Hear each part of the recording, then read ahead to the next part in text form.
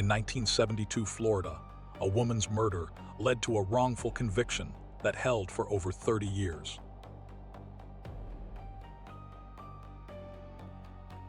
September 1972, a quiet Florida neighborhood.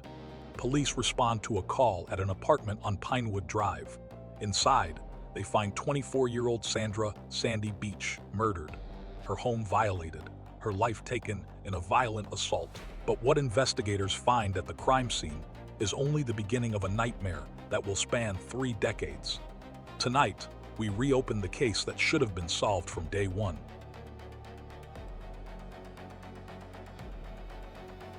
Before she became a case number, Sandy Beach was a 24-year-old woman, starting fresh in the Tampa Bay area. She had her whole life ahead of her, a life that ended violently in the place she should have been safe. Neighbors described her as friendly, unassuming, someone who kept to herself. She lived alone, worked hard, and trusted her neighborhood. She never could have imagined that the system designed to protect her would instead destroy an innocent man's life.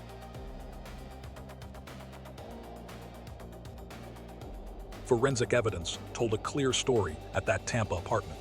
The signs of struggle, the nature of the violence, it painted a picture of someone who knew their attacker. This wasn't a random break-in. The evidence pointed towards someone with a personal connection, someone who fit a specific profile. Any competent investigator would have followed that evidence. But the Tampa police had other plans that had nothing to do with finding the truth.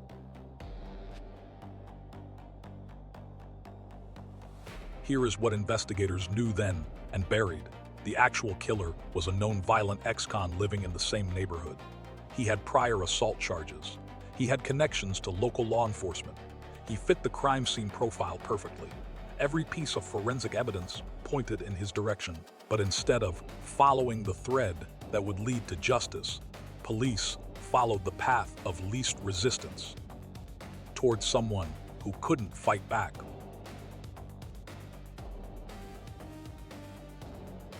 Within days of Sandy's murder, police had a choice: follow the evidence toward the dangerous man with a violent past, or find someone easier to blame. They chose the latter. Investigators instead turned their attention to a vulnerable young man who lived in the area. He had cognitive disabilities that made him susceptible to pressure. He couldn't fight back against a system that had already decided his guilt. He became their target.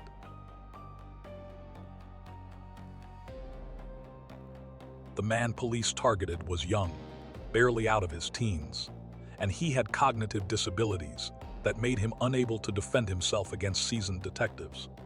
He lived in the same neighborhood, which checked a box for investigators. But his connection to Sandy Beach was circumstantial at best. His vulnerability was the real draw. He couldn't afford a lawyer, didn't understand the legal system, and most critically, he couldn't fight back against coordinated police pressure. They had found their patsy.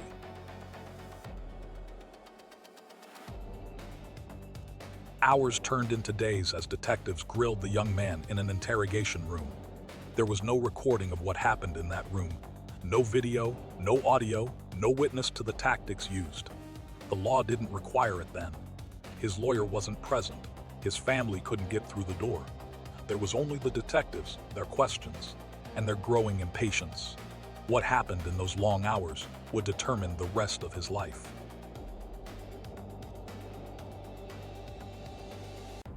After hours, sometimes described as days, of relentless interrogation, something broke. The young man, overwhelmed and confused, began to give detectives what they wanted: a confession. But here is what separates a true confession from a coerced one. The details don't match the crime scene. The timeline doesn't align. The facts are wrong in ways any competent investigator would recognize.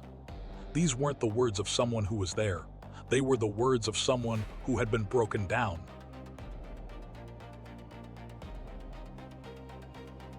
Read back the confession, and red flags scream from every page. The young man described events that never happened. He placed himself at times and places contradicted by other witnesses. He got basic facts wrong, details that someone who actually committed the crime would know instinctively. Any investigator worth their badge would have recognized these inconsistencies. Instead, the confession was treated as gospel. The errors were ignored because the conclusion had already been reached.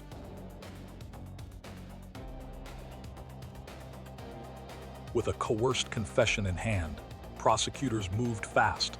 The young man, vulnerable, confused, unable to mounting a defense, was convicted. He was sentenced to life in prison. At trial, the confession was presented as evidence. The forensic evidence that pointed elsewhere was minimized.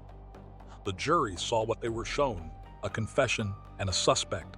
They never saw the man who actually killed Sandy Beach, living free in the same community where he'd committed murder.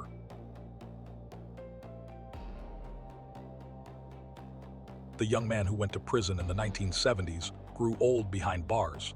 His appeals failed, one after another. The courts accepted the confession at face value. The system had spoken, and the system rarely admits its own mistakes. Each appeal was dismissed. Each request for new evidence was denied. The file grew thicker with rejections. The real killer, meanwhile, lived his life outside those walls, protected by the silence of those who knew the truth.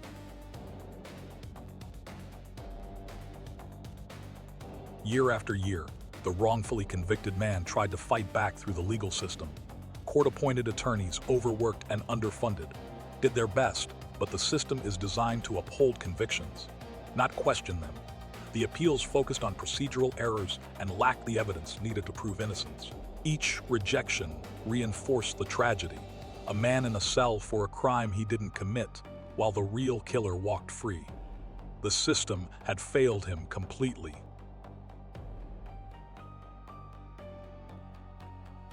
Inside the prison walls, time moved differently.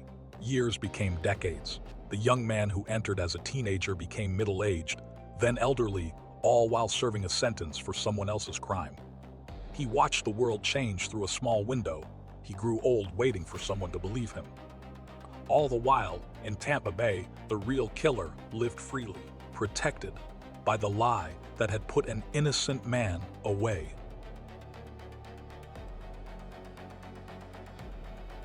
Here's what makes this case especially monstrous. The real killer was known. He was a violent man with a record. He had connections to the police officers who ensured he'd never be questioned. He lived in the same town, saw the same officers, and knew exactly how protected he was.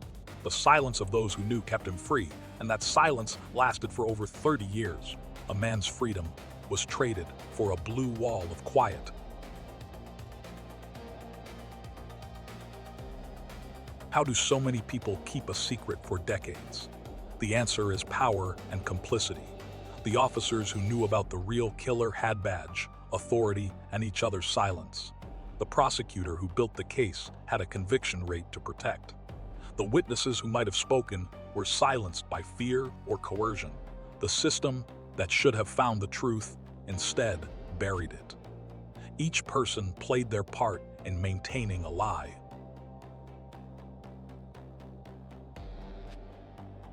Decades passed.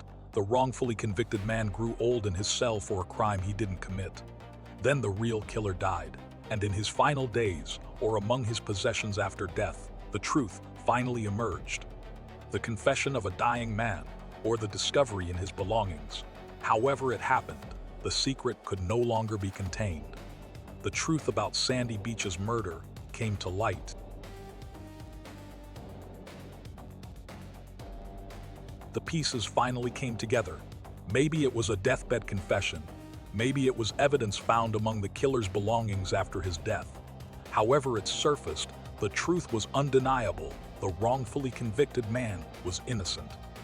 The real killer had been protected for decades by a system that should have nailed him from the start. The lie that had stolen 3 decades of a man's life was finally exposed, but redemption would prove harder than condemnation.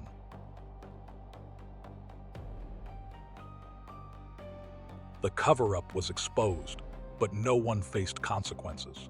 The officers who coerced the confession, the prosecutors who hid evidence, the witnesses who stayed silent, they all remained protected by the same system that had condemned an innocent man. The real killer was dead, beyond prosecution. The wrongfully convicted man remained in prison. The institutions that had failed spectacularly faced no accountability. Justice, it seemed, was optional.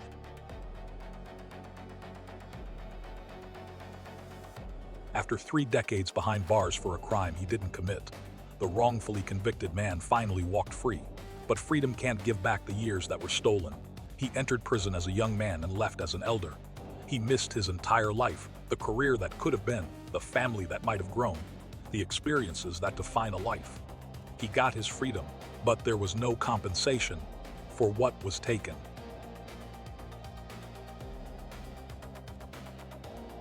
The man who actually killed Sandy Beach died a free man. He escaped accountability in life, and even in death, the system couldn't touch him. No prosecution, no trial, no justice for Sandy Beach, the woman whose murder launched 3 decades of nightmare. He took his secrets to the grave. The family's got no closure. The victim got no justice. Only an empty space where accountability should have been.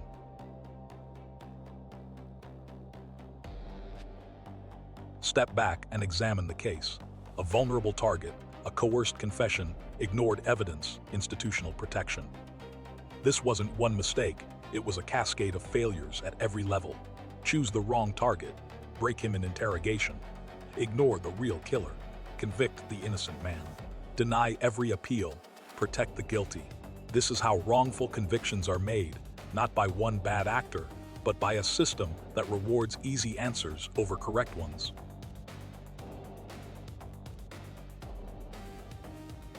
Why do police target vulnerable suspects? The answer is simplicity.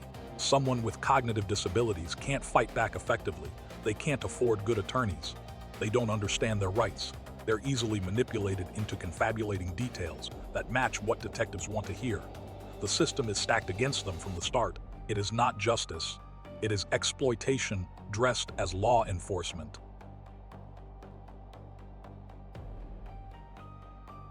Interrogation tactics that produce false confessions are well documented. Sleep deprivation, extended isolation, positive and negative reinforcement.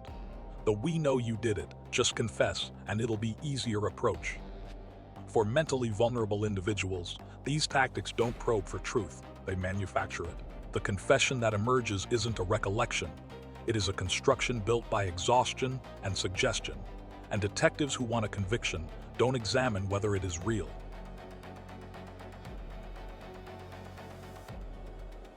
In this case, it wasn't just one detective, it was an institution. The officers who knew the real killer had connections to local law enforcement. The silence wasn't accidental, it was maintained. Blue codes protect blue. An innocent man behind bars was worth less than a guilty man's freedom if that guilty man knew the right people. This is the darkest aspect of the case, the institutional complicity that made it possible.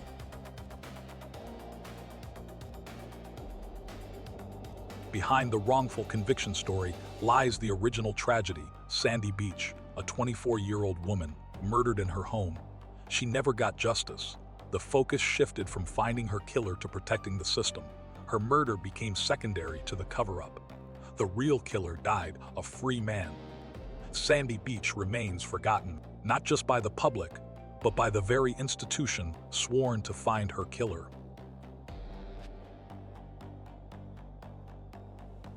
In the aftermath, no one was held accountable.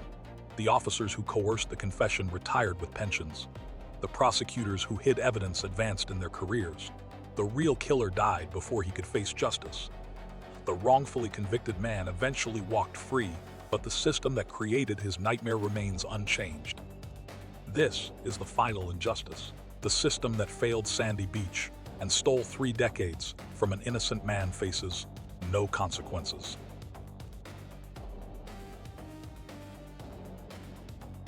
This case follows a pattern seen too often in American justice.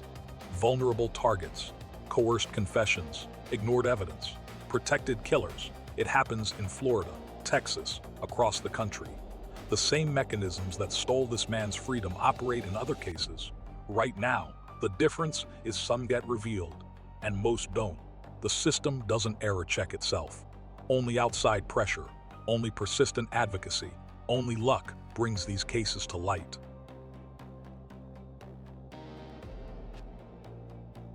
We talk about the wrongfully convicted man, but the hidden cost runs deeper.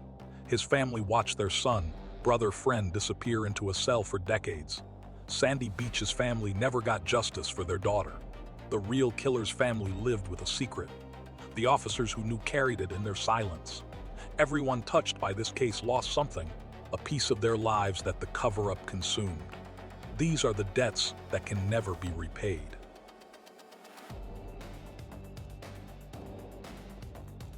This case was solved by death. The real killer died, and the truth came out. But what about the others? How many wrongfully convicted people are still sitting in cells right now, waiting for someone to believe them? How many real killers are still protected by the same blue silence? The sad truth is, we don't know. The system doesn't track its own failures. Only exposure can bring justice, and exposure takes advocacy.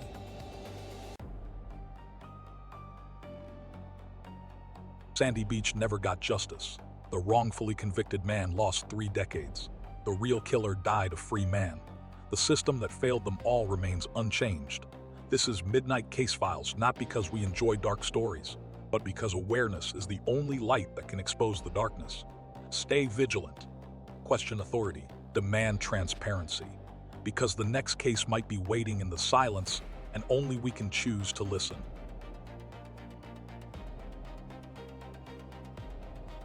Thank you for watching. Please like, subscribe, and share this video. See you in the next one.